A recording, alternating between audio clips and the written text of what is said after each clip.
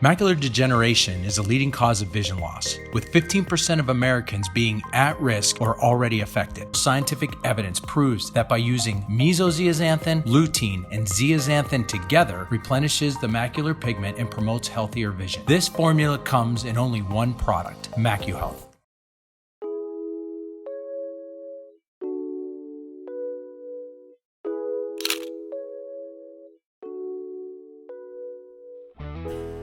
Welcome back to part 2 of my interview with Dr. Gerald Pollack. In this episode, Dr. Pollack discusses the clinical applications of easy water and how you can make exclusion zone or structured water in your home. If you're new here and you like our interviews, press like, subscribe, share, and hit the bell to get notifications of great new interviews. And please leave comments. Talk to me about the negative health benefits of people who have a low amount of easy water in their body, and the positive health benefits of people that have a lot of easy water in their body. And then I want to go into how we could build more easy water. Okay, got it. And those are really the important things to ask. Those, great question.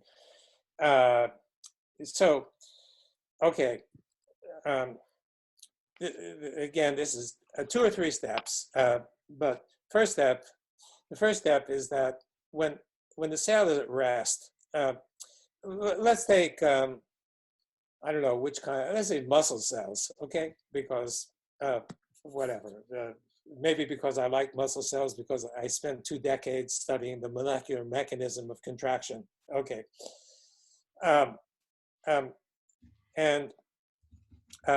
When the cell is when the muscle is not contracting, this could be any cell, but we're just using the muscle cell as an example. So the muscle cell is not functioning, it's not contracting, it's in its relaxed state. In that state, the proteins are extended, they're filamentary type, and the water is easy water, okay. And the cell is not functioning, it's not doing anything, but in order to function, it needs to undergo a transition. This is a major transition of the whole cell from the relaxed state to the contracting state. And in this contracting state, 2 things happen. The first is that the water undergoes a radical transition from easy water to ordinary liquid water, okay? And as it undergoes that transition, this is a kind of trigger, if you put it that way.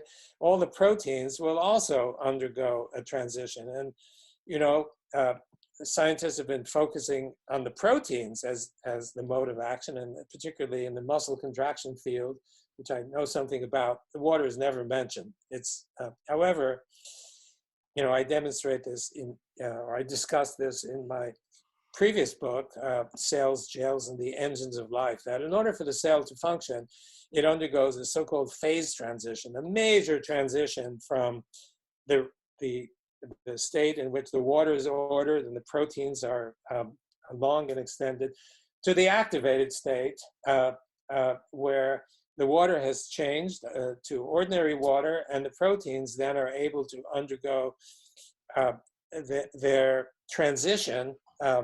It's called protein folding, and that's what's responsible for, in essence, for the work of the cell. And in the case of the muscle cell, the proteins are folding in a particular way to create contraction. And then at the end of this, when you need to go back to the initial state, the water returns to its structured, easy 4th phase state, and the proteins return to their initial state.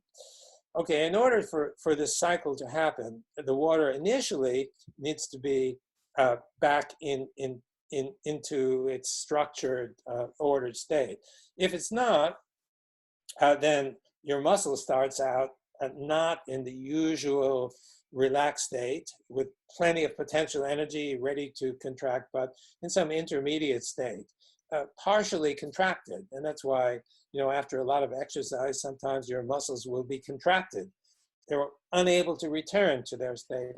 And if they're contracted, partly contracted, then when you want to contract again, you can only get a feeble contraction. So the cell is then not operating at its optimal. It's dysfunctional. It's in some cases as much as pathological. So for that reason, your cell needs to be filled with a full complement of fourth phase of water. Okay, so that's a summary of People that function. sometimes when they exercise, they get these little knots. That's what I mean. You get these Yeah. little knots. You need to rehydrate to get rid of the knots. Exactly. Rehydration is the point, right? Rehydration. And because, so one of the ingredients in order to build easy water is water. You know, it starts as water, and with energy, the water gets transitioned into easy water.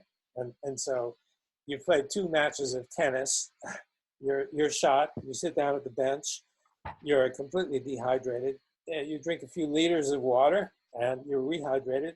Suddenly you've got more energy. You can go maybe play a 3rd match of tennis, you see. So, but it's not just the water that can do it. There are other means of building easy water. I think that was the second part of your question. What can you do? What can you do to build this kind of water? And well, so one of them is to drink water. Another one is to go out in the sun, because you're getting infrared energy, which helps build this kind of water. A third one is to go sit in the sauna for 30 minutes or 20 minutes, because that, just like the sun, it gives you the energy. A fourth one is to do so-called juicing, right? Where you go out to your backyard and you take the leaves of freshly grown plants, and you kind of squeeze the water out of them, and you drink it. And so what is that water? Well, it's mostly water from inside the cells of the plants, and those are freshly grown leaves full of easy water, and we've confirmed that. And You think juicing versus using versus a smoothie or a blender, do you think it matters if you're using green vegetables, because the green vegetables hold that easy water? So do you prefer one way or the other? Well, I'm no expert in this, so I can't say, but I do know that if you follow what the people who have been studying this for some time, there are certain devices you can build and that help you to squeeze the water out. And the reason for squeezing the water out is that if you eat the whole leaf, you're going to fill out pretty quickly. And what you really want is the water that's inside, the easy water that's inside the cell of the plant, you see. So I'm not sure I can comment on which approach is better than another approach, because I don't have the evidence. But in theory, the theme of drinking easy water, I mean, you're swallowing the easy water and you're bypassing a step to creating the easy water, because you're putting it in your body right away. So that easy water will get taken up by the cells, and your cells will then be full of easy water. And some people argue that, well, it can't be, because if you drink easy water and pass through your stomach, the acid in your stomach will neutralize that stuff. But when you think about it, the argument is cogent, no doubt, but the amount of acid in your stomach is a really trivial amount. And when you're drinking, you may be drinking a whole glass of this stuff. So the neutralization is really a minor aspect. And we've actually demonstrated that if the pH of water is anywhere near neutral, plus or minus 2 units in either direction, has almost no impact at all on the easy water. You'd have to go to extremes of pH in huge volumes in order to make a difference. So anyway, just to get back to the thread of subject, and that is that by drinking the water from the plants, you're supplying easy water to your body, which your body needs. And that's the reason why many health practitioners who I've spoken to, they get someone who comes in with some complaint. And what I'm told from these people is that it doesn't matter what the complaint is. First thing they suggest is you should start juicing. And the reports are the people will come back a few months later for further treatment. And whatever they had is either gone or diminished in intensity from drinking that water. So it's a powerful effect that it can have. And I can't remember who said it. It's one of the gurus. Maybe it was Joe Mercola on his side of advertising that the simplest thing you can do for your health is to juice. I can't remember whether it was him or somebody else. And it may be true. So anyway, that's a fourth way of improving your health in a way that does take a bit of time, but it's not expensive and not complicated. So there are a couple more, and one of them is connecting yourself to the earth electrically. So, why should that improve health? Well, first of all, there have been lots of studies that you can find on the web and beyond, demonstrating that connecting yourself electrically to the earth improves your function and health. You could do it various ways. You can walk barefoot on the beach. Usually you feel good when you do that. You can immerse yourself in a mud bath, as is done in Japan. You could go swim in the ocean, high conductivity. You're connecting yourself in, and then there are what you might call artificial ways where you drive a conducting rod into the earth and connect yourself electrically to that, either by going barefoot and resting your feet on a sheet of aluminum that's connected to that driven rod. So you're electrically connected to the earth. And my son, who illustrates my books, does that. He's sitting at his computer all day and his feet are resting on that plate.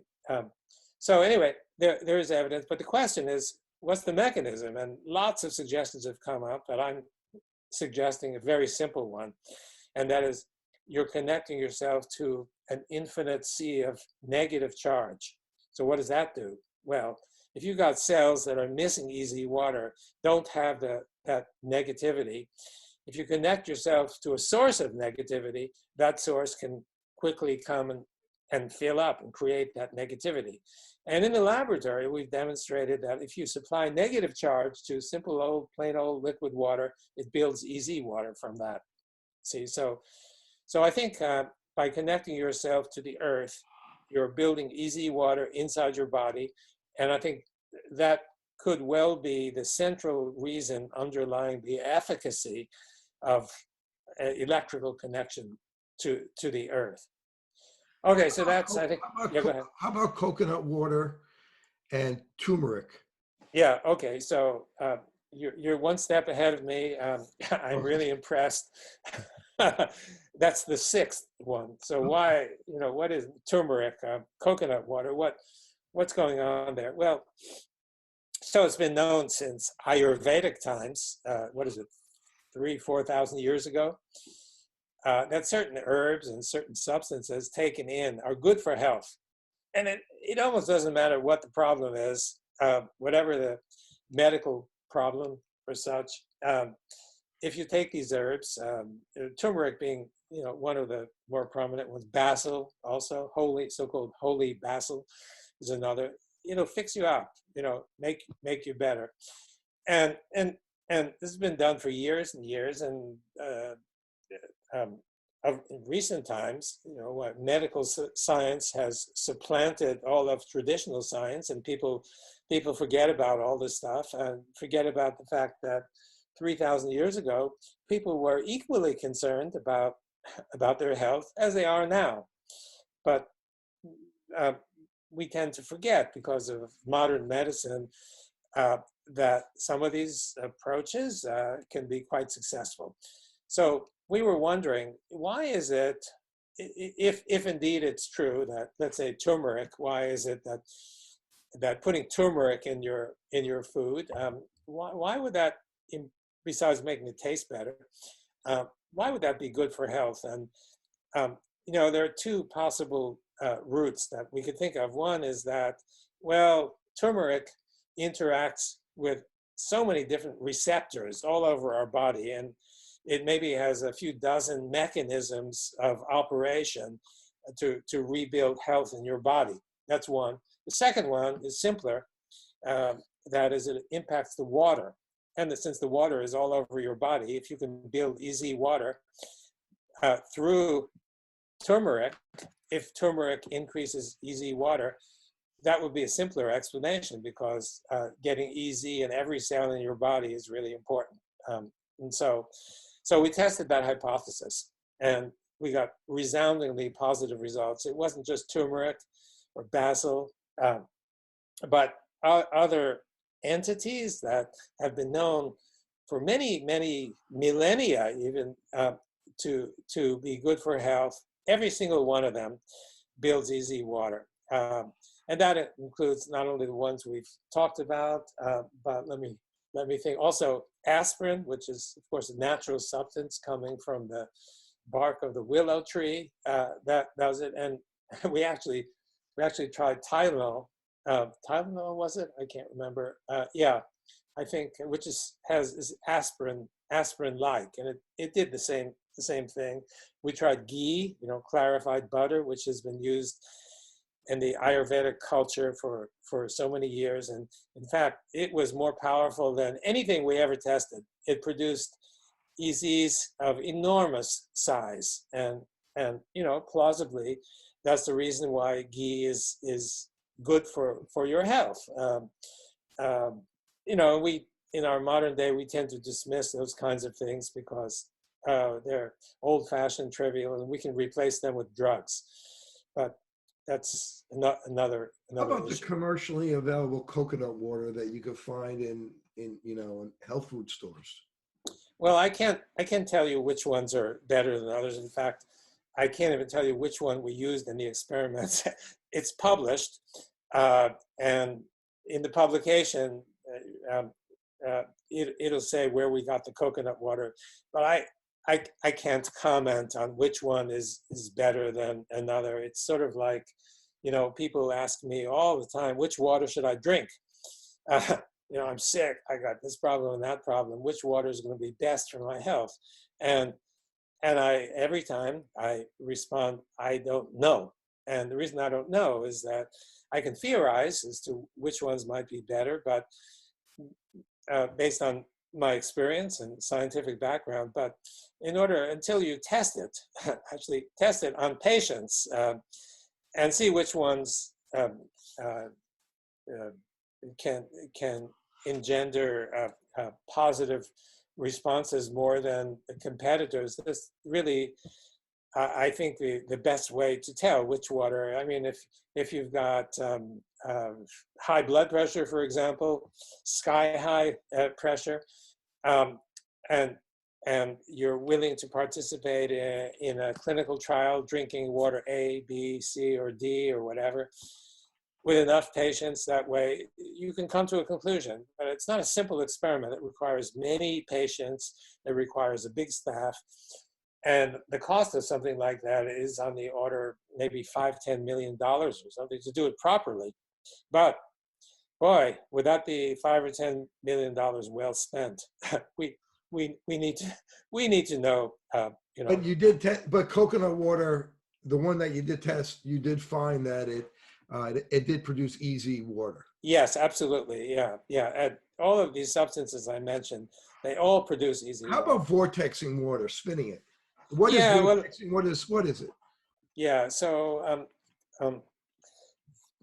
since the time of the legendary naturalist Victor Schauberger, an Austrian nationalist who is a kind of hero in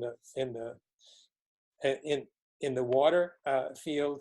He wasn't a scientist, but he observed. He was a keen observer, and he observed in rivers and such that as the water runs, it'll hit a rock or something, and will kind of swirl around in a vortex. And he called that living water, so to speak, as opposed to stagnant water, which he called dead water.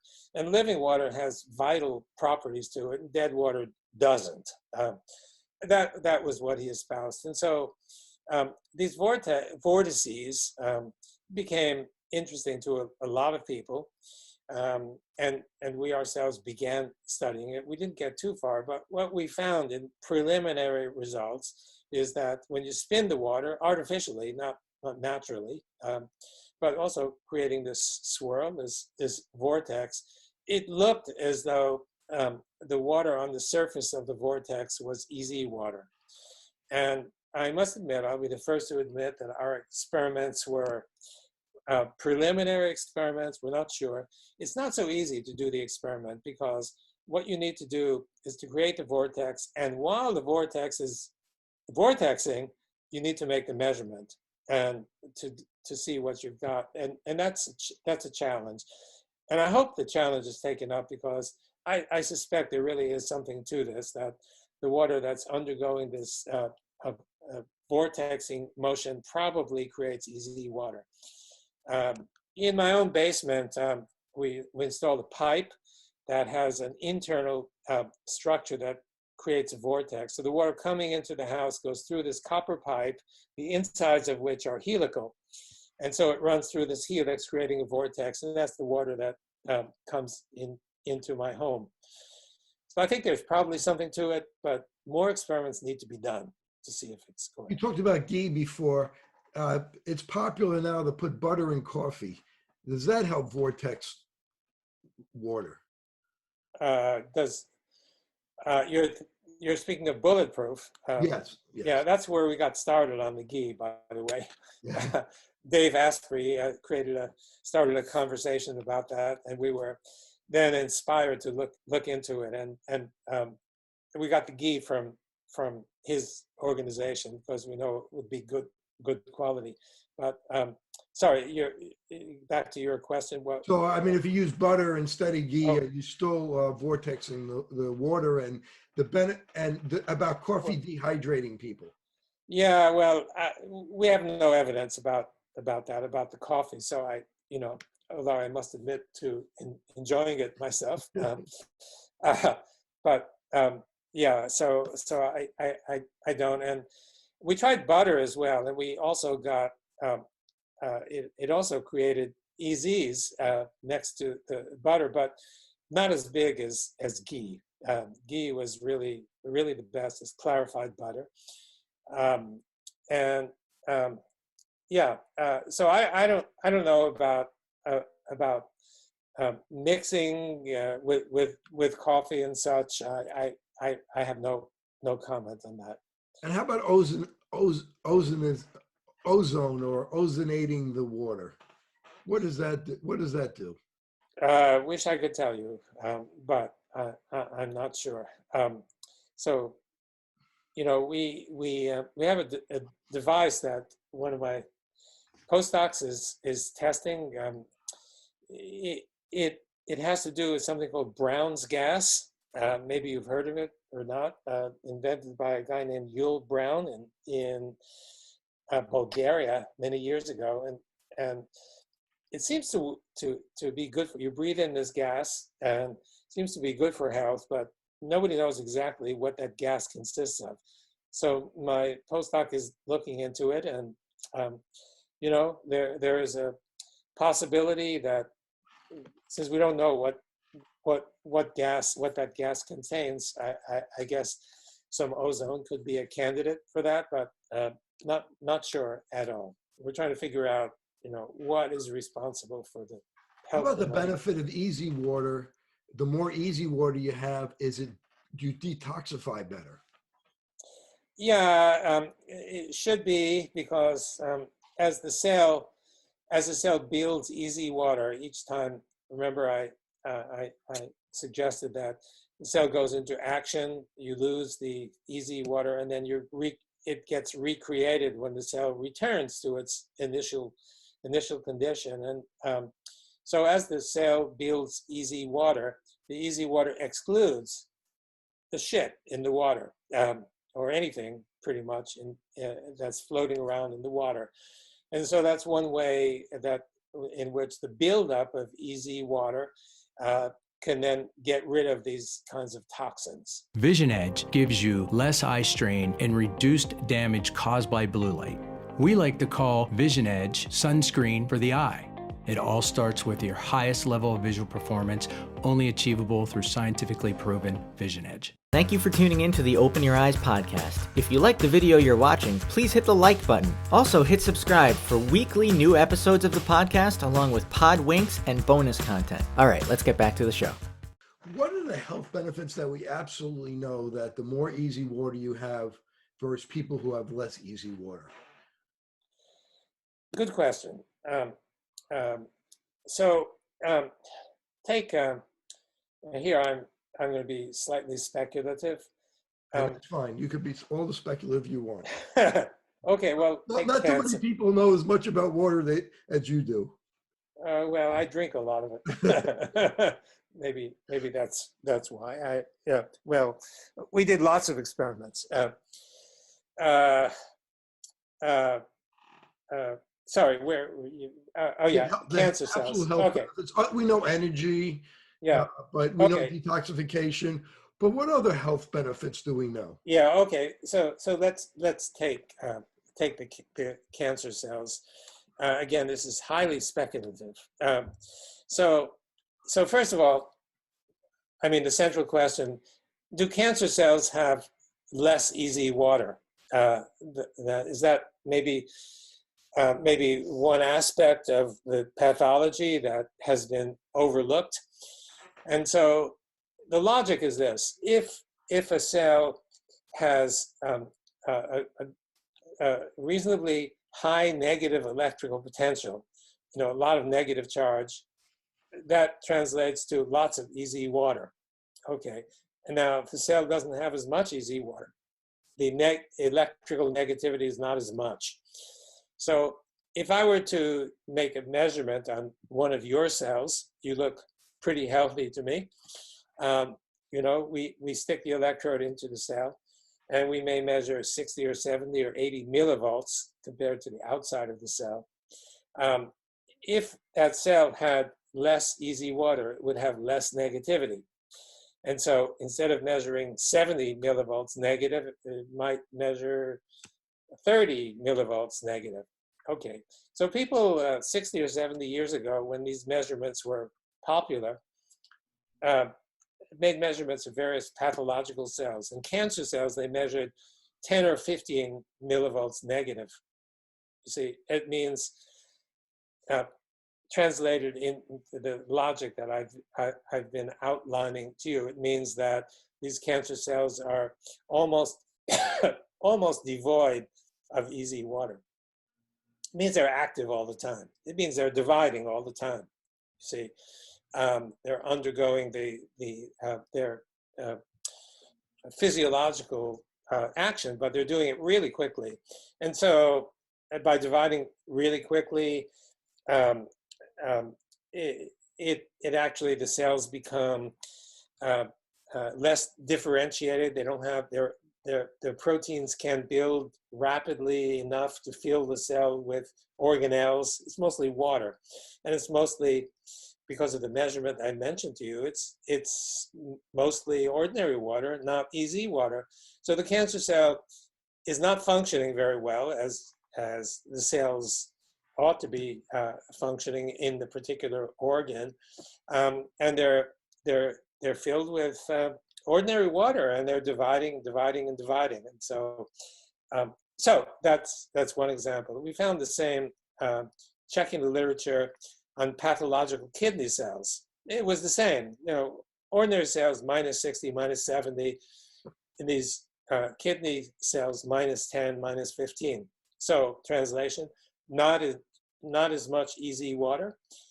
Translation: function is impaired, and these cells are pathological. So yes, that's the issue with cells, is that if you don't have enough easy water, you'll either have dysfunction or you'll have pathology. And one way of reversing these dysfunctions could be trying using strategies that build easy water. on a more long-term basis. Have we had any research to show that by giving easy water, it definitely did help these people? No, we have no We're not there yet. results in people, no clinical results at all. We don't do that. And how can someone in general measure their charges so they could find out what their charge is? Well, that's a good question. And, you know, I posed this question to a class that I've been teaching, and giving the students the assignment to measure the body's electrical potential, the kind of average electrical potential. Instead of sticking an electrode into a cell, what about whole body? And the students assiduously pursued that, some better than others. And for the most part, they were able to ascertain that the whole body itself has net negative charge. And of course, it makes sense because we're mostly cells, and cells are negative. And so you stick together a whole bunch of negative cells, and you're going to get an aggregate negative electrical potential. If someone, But how can we quantify that? So Well, someone needs to do it. Someone needs to figure out the right instrumentation. And so we, you know, we thought about it, but in Seattle, not unlike other cities, the day has 24 hours, and there's just so much you can do. And you know, our laboratory has just so much support for doing these things, and so we can't do everything. And you talked about muscles before. Some bodybuilders take creatine, and creatine helps hydrate the muscles, so to supposedly increase the growth of the muscle, make the muscle look better. Do you know anything about that and how it relates to water? I'm sorry, we've not studied it, so I can't comment on that. No. Okay, let's talk about dehydration. Okay.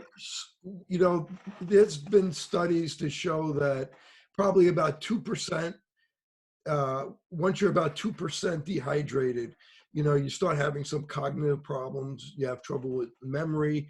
Can you talk about dehydration, and especially with kids? A lot of times kids never drink water. They don't have that thirst the way adults do.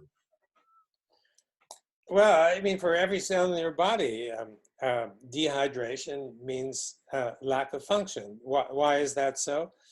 Well, because you need easy water. That's hydration, basically, is easy water, filling your cell. And if you, as we discussed, if you don't have that easy water, your cell is not functioning, and that includes cells in the brain.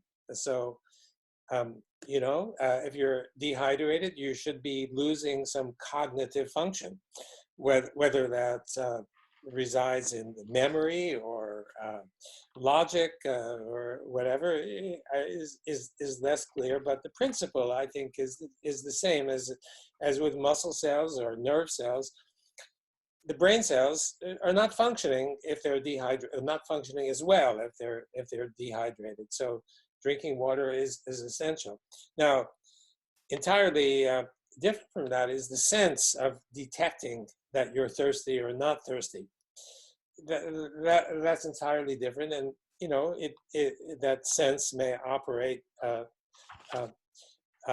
with higher accuracy and sensitivity in some individuals compared to others. But even if you're not thirsty, the general rule is keep drinking. And a lot of people don't, especially you know, people who are long in the tooth.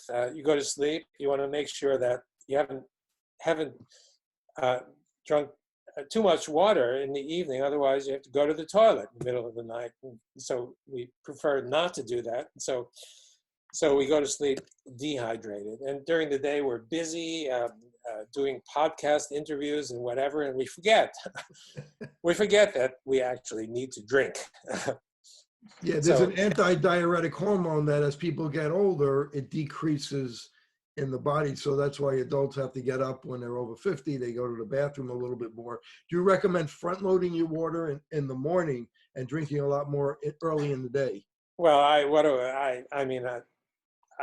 my recommendation in a case like that has no value whatsoever.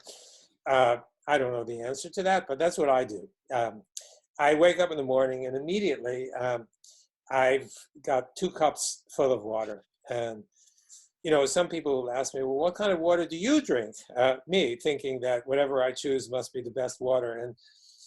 And, it used to be that I would reject gifts of any kind of water from anybody.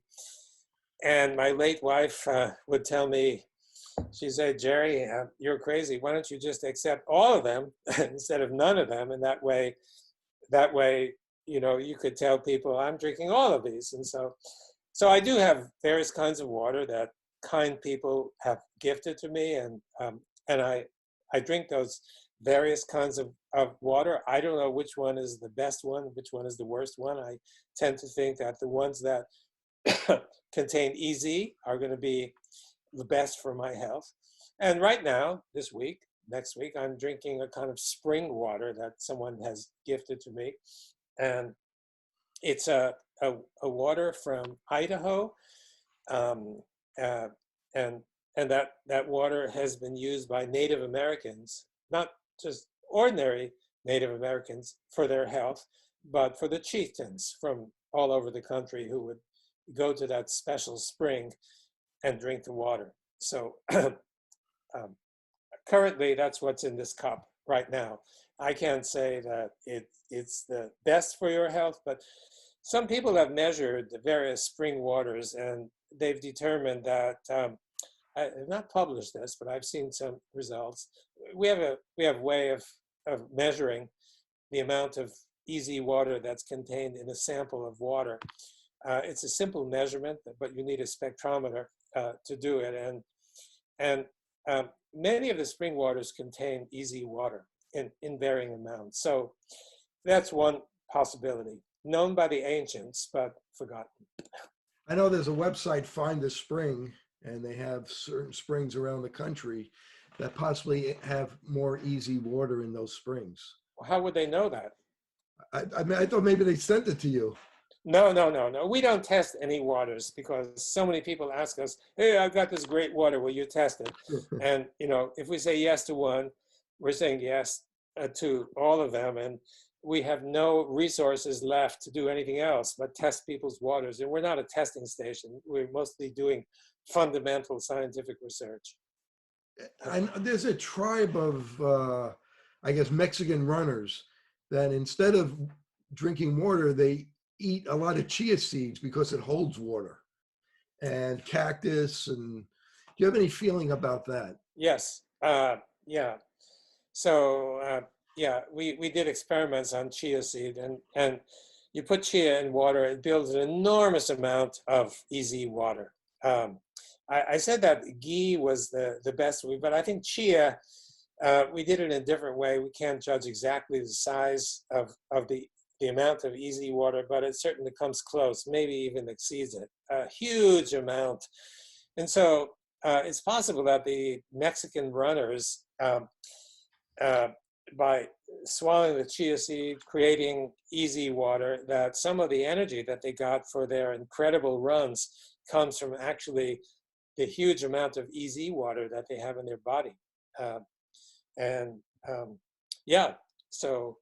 So this is also espoused by my friend who runs the Hydration Foundation, Gina Bria, who had this experience, knew about, an anthropologist by training, and knew about these runners who could run huge distances after eating chia seeds, and she's created a wonderful foundation, the Hydration Foundation, which tries to educate the world on the importance of hydration. So yeah. What do you feel are the main symptoms of dehydration? Well, again, you're asking me questions whose answers go beyond my expertise, but we all feel it. We feel, hey, we're thirsty, we need some water. But weakness would certainly be a manifestation of that. You should have Gina Bria on your show. She can tell you more about that. She knows. Right, dry skin, dry eyes, Yeah. Yeah, sure. Typical, if your urine is very, very yellow, that type of thing. Yeah, those things. So I want to ask you about, I have to ask you about deuterium. And what do you know about deuterium, and how important is that? And have you studied that, or have you read about it? I mean, you're the water guy. What do we know about that? Okay, so I first found out about it 10 years ago at a conference in St. Petersburg in Russia. It was a young scientist, and we were all gathering together on a boat for 3 days that runs along the, I guess, Neva River, with symposia throughout, mostly in Russian, which was not helpful for me. But this young guy started talking to me. I said, well, what are you doing? He said, well, I'm studying deuterium depleted water. I said, well, what's that all about? He said, well, it's beneficial for health. And so he presented at the conference in Russia, in Russian, but we spoke privately, and he was telling me about the benefits, and apparently there are health benefits. And so the question is, what might be the reason for the health benefits? And so we studied deuterium depleted water, and I know you can get it commercially now, and I actually have some at home. What, like $20 a bottle or something? Like what, sir? Was it like $20 a bottle? It's not cheap, but they have to produce it, and everybody needs to make a living. They don't make it in the U.S., right? They only make it in, I think, in Europe, or Eastern Europe, I think, is one of the main sources. Hungary, I think it's in Hungary. I'm not sure, but I think it's one of the Eastern European countries. It may be Hungary. Some of the people studying this stuff are Hungarians, and a lot of them are wise. I know many of them.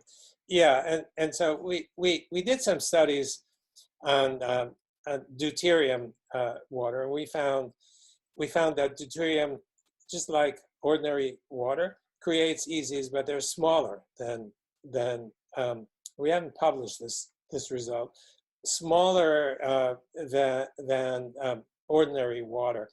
So one possibility is, if an ordinary water contains a certain amount of deuterium in it.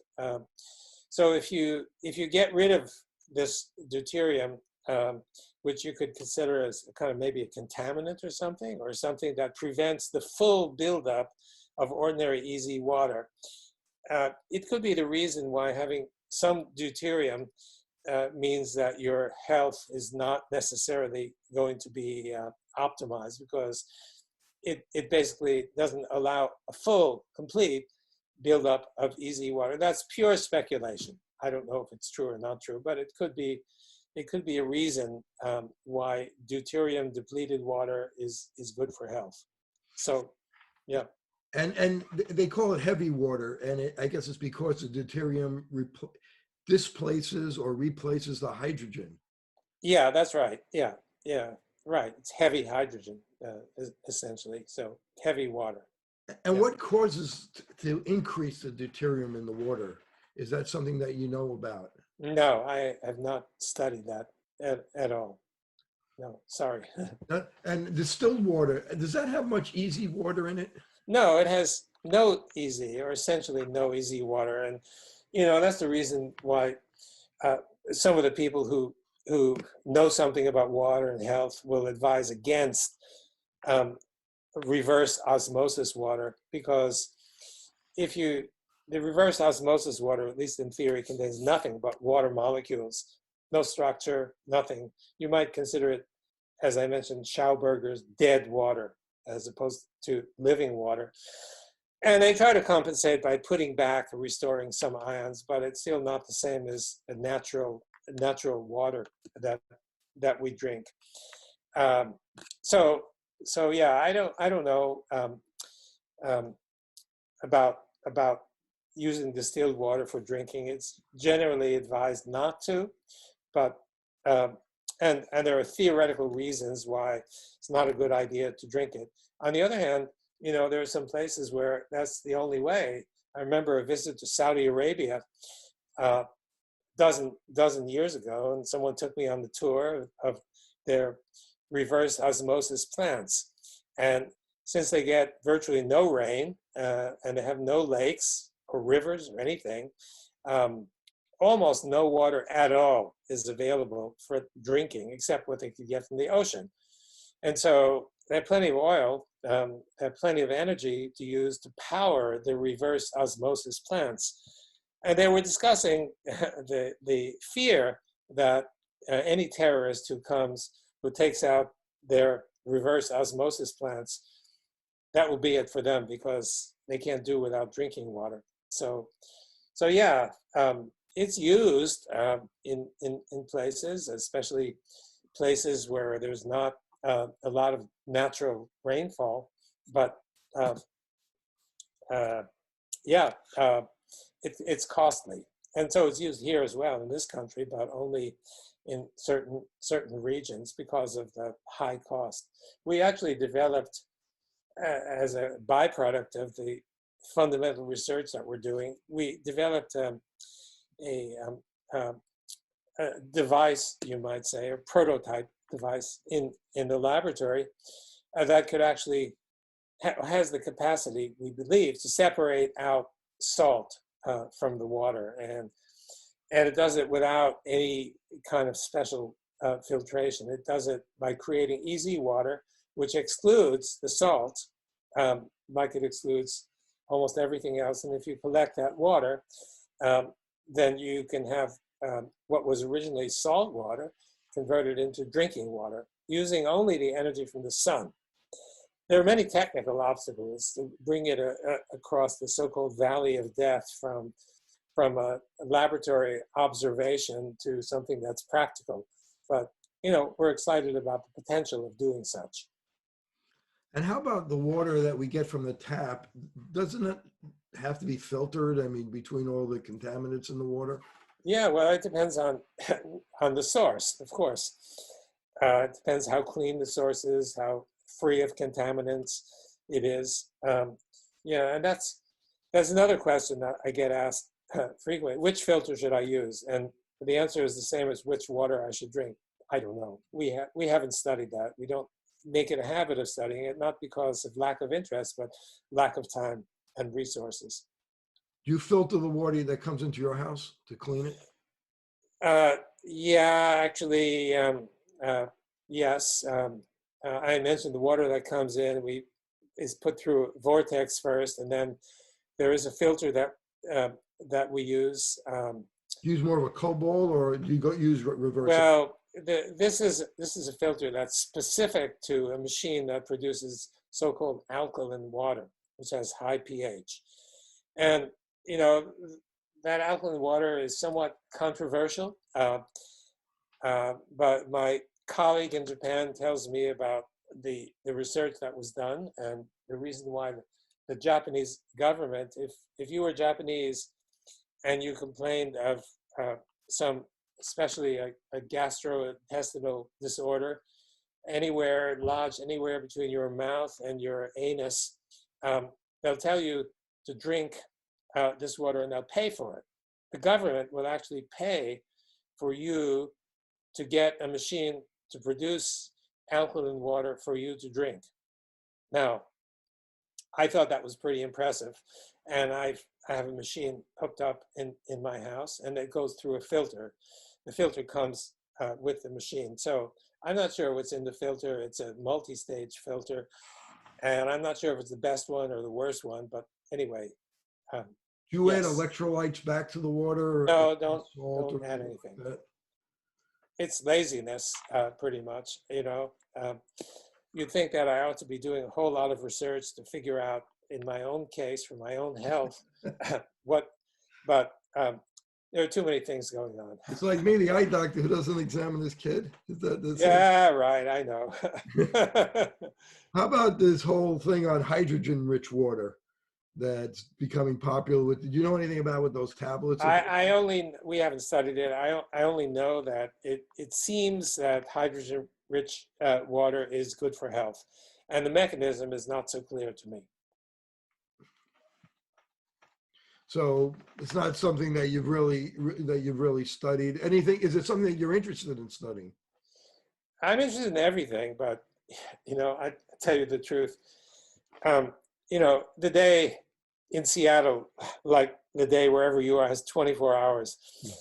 And, in my own life, there's so much going on that, it's just impossible. And I have so many communications with so many people. I spend almost half my day dealing with these communications. And we've got the laboratory running. I also edit the journal called Water. It's a research journal. Takes some of my time. I also run the Institute for Venture Science, which is an institute that's designed to fund promising ideas that challenge conventional viewpoints that don't work. And this takes also a lot of my time. And incidentally, anybody who's interested in this, the URL is IV Science, IV like an intravenous, ivscience.org. And I think you'll find a lot of interest there. It's really exciting for me. I spend a good deal of my time on that. And one of the motivations for doing that is that science needs to proceed more rapidly than it's proceeding. If you ask yourself, for example, how many scientific revolutions have taken place in the past, say, 30 years or whatever? It's really hard to identify. There are plenty of technological revolutions, like iPhones or what have you. But I'm talking about fundamental scientific revolutions.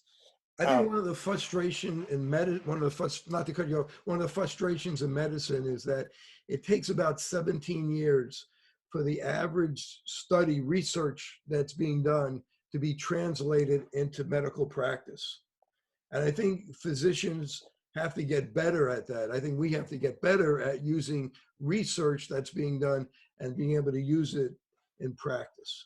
Yeah, I agree with that. That's absolutely, but I'm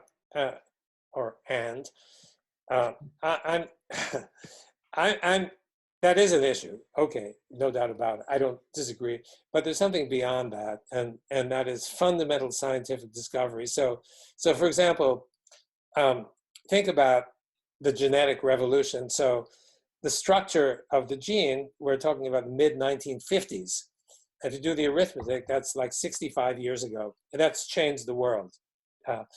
10 or 15 years behind that, the splitting of the atom. Nobody ever thought the atom could be split.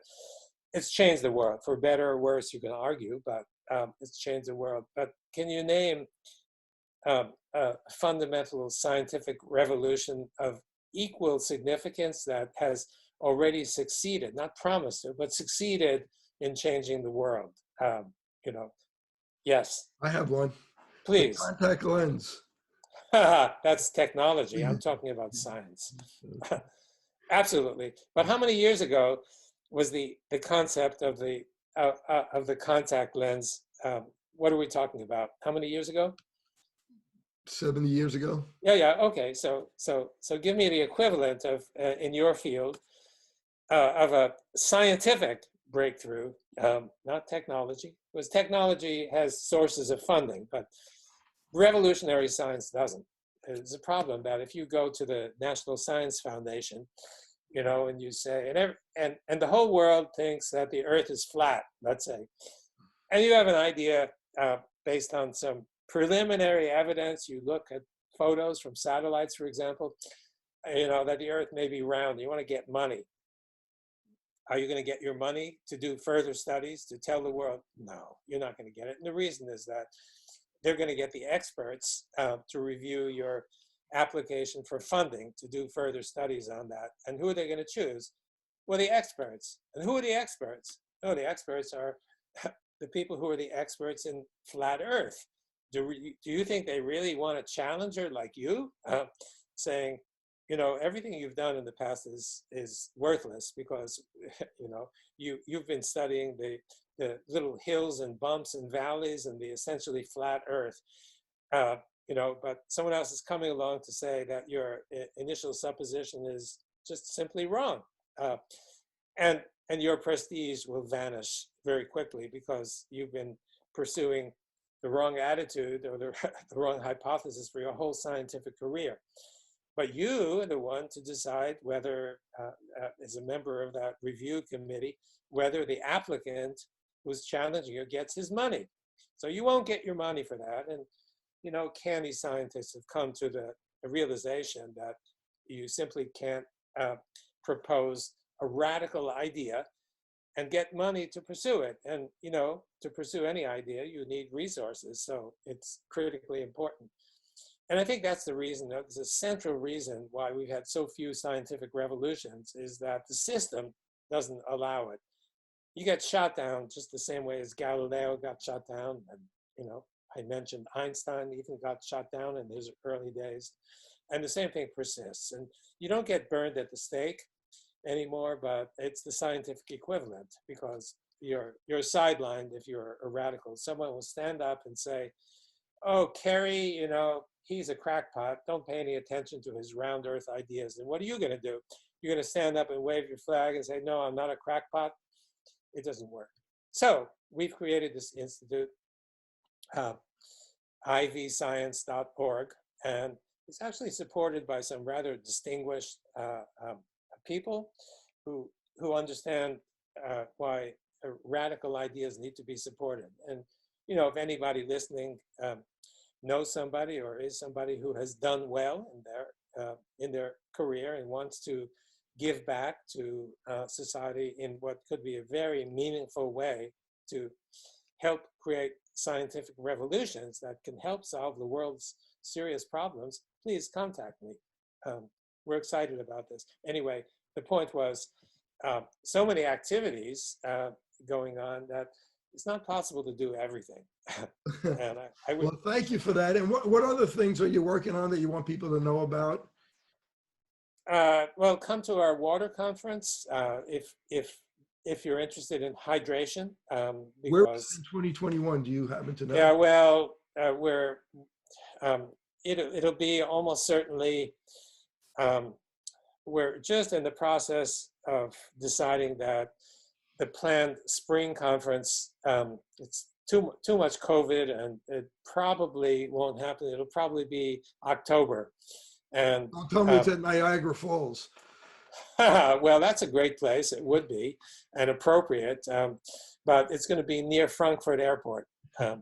So the Europeans have more interest than Americans, for whatever reason, in this kind of thing. And Frankfurt's a good place because it's easy. It's 20 minutes from the airport. It's far enough. It's close enough for easy transport to, one of the most popular airports, yet far enough that you don't hear the planes buzzing overhead.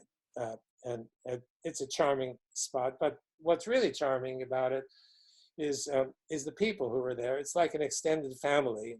All of these people are interested in what we started the interview with, structured water of one sort or another, and these things are discussed, and also topics that ordinary or many people would consider to be off the beaten path, exotic. Over there, these are concepts that are freely discussed. Like, for example, the memory of water that I told you about, Jacques Benveniste. And so that's another activity, and one I would recommend. And the URL is waterconf, CONF.org.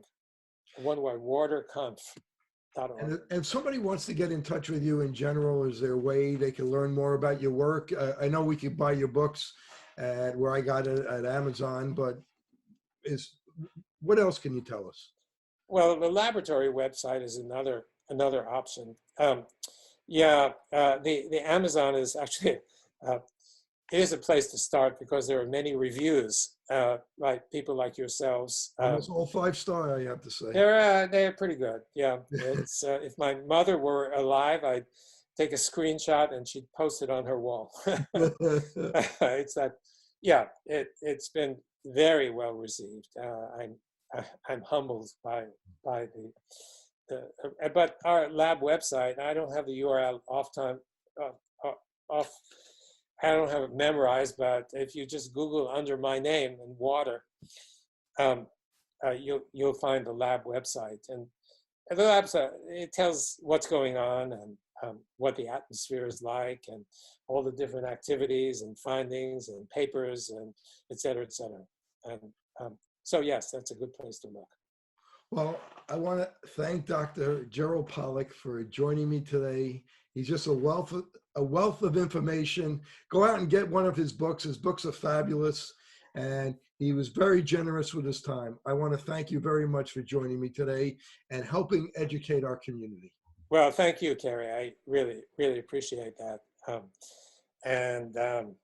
Okay, so thank you for, it's my pleasure.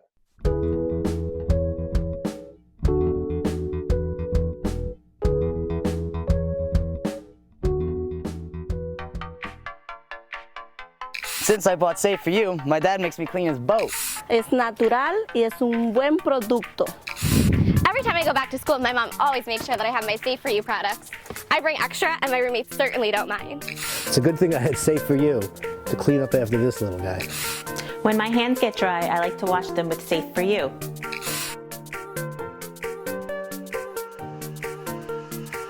And most importantly, the reason why I buy Safe For You is because it's safe for me and you.